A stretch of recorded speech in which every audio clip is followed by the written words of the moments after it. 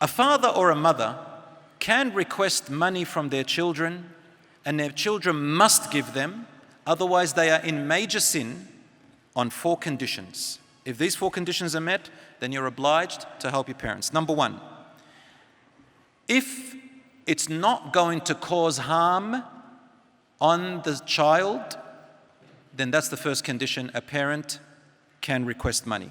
Number 2, the son does not need it for his livelihood. So for example, a father can't come along and say, that car that you have to go to work in, you can't drive it anymore.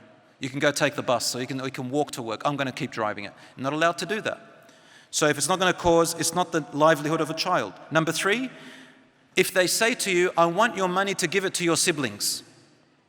No, this will cause enmity and hatred between the siblings. So a parent cannot force the child to say, give me your money to give it to your siblings. Unless one of your siblings is truly in need, they've got a surgery, they've got a heart problem, they haven't got enough money, then they can come up to you and you will. And if you have surplus wealth to help your sibling, then you must obey your parents. Number 4, the parent is in need of it for his or her livelihood. So these are the 4 conditions where we must obey our parents if these 4 conditions are met, insha'Allah ta'ala.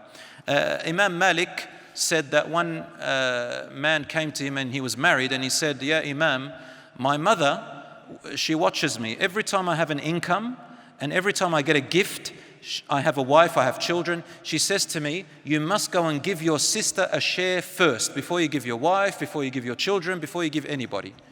Every time she does this to me, Imam, and I don't want to disobey my mother and get the wrath of Allah.